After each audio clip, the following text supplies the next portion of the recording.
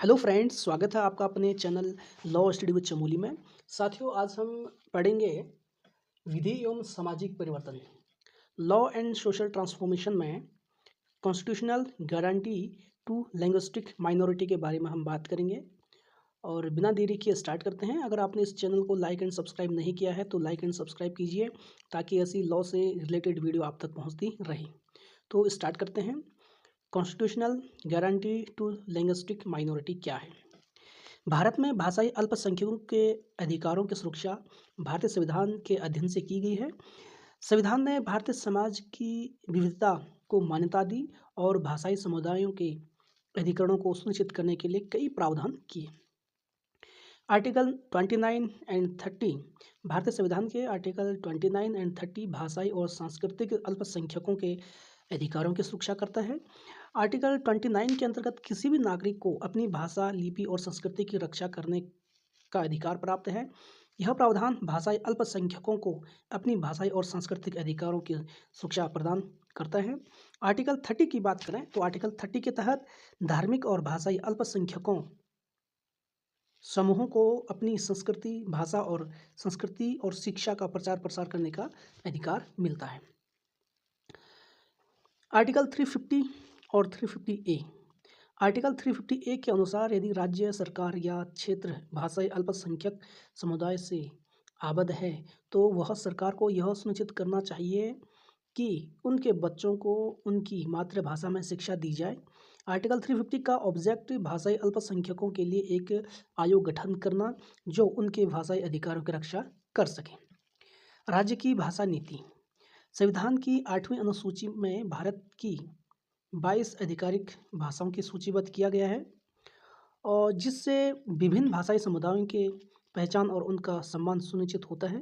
इसके अतिरिक्त प्रत्येक राज्य को अपनी क्षेत्रीय भाषाओं के प्रयोग की स्वतंत्रता दी गई है ताकि राज्य में निवास करने वाले भाषाई अल्पसंख्यकों को अपनी भाषा के इस्तेमाल में कोई कठिनाई ना हो।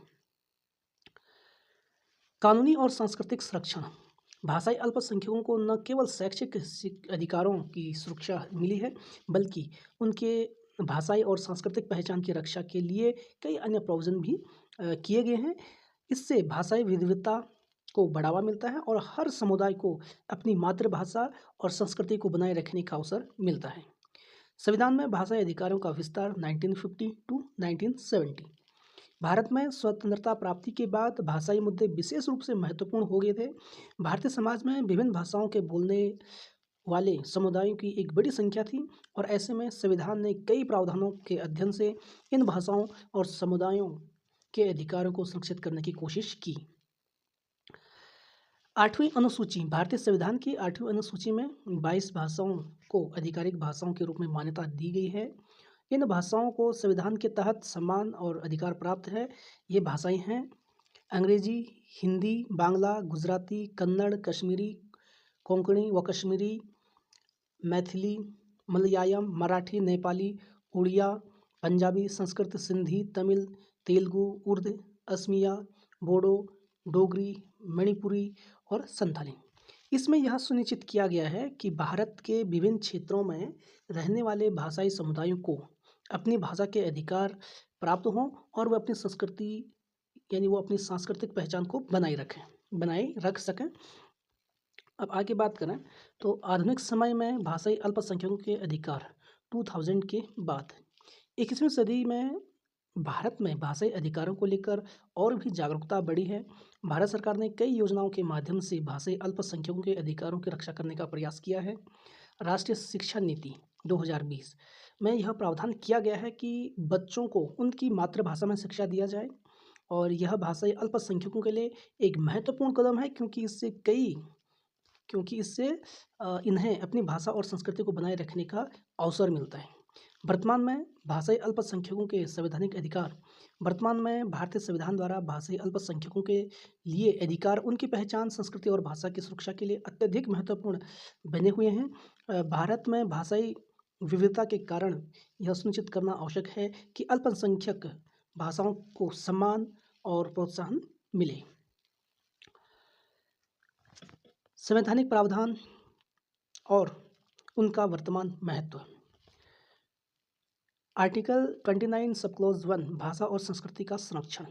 यह प्रावधान करती है कि भाषाई अल्पसंख्यकों को अपनी भाषा, तिथि और संस्कृति को बनाए रखने और सुरक्षित रखने का अधिकार है। आज के समय में यह अधिकार महत्वपूर्ण है, विशेष रूप से शहरीकरण और वैश्वीकरण के कारण छोटी भाषाओं के विलुप्त होने के खतरे को देखते हुए। आर्टिकल 347 क्षेत्रीय भाषा की मान्यता। भाषाई समूह यदि अपनी भाषा को प्रशासनिक कार्य में शामिल करने की मांग करते हैं तो राष्ट्रपति से मान्यता दे सकते हैं। वर्तमान में कई राज्यों में भाषाई अल्पसंख्यकों की भाषाओं को सहायक भाषा के रूप में मान्यता दी गई है।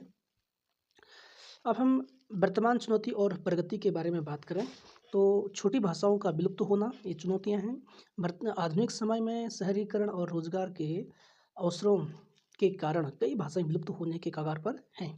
राजनीतिक और सामाजिक बाधाएं। भाषाई अधिकारों का अक्सर राजनीतिक कारणों से दुरुपयोग किया जाता है।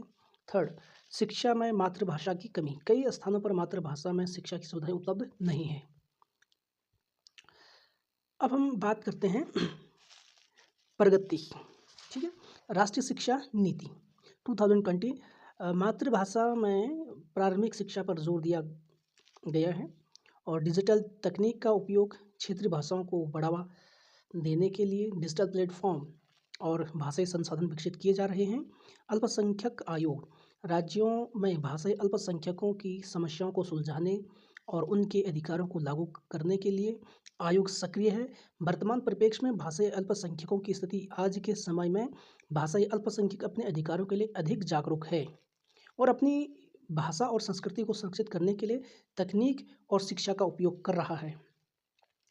सरकार की नीतियाँ और योजनाएं, जैसे एक भारत श्रेष्ठ भारत कार्यक्रम भाषाई विविधता को सुरक्षित करने में सहायक हो रही है।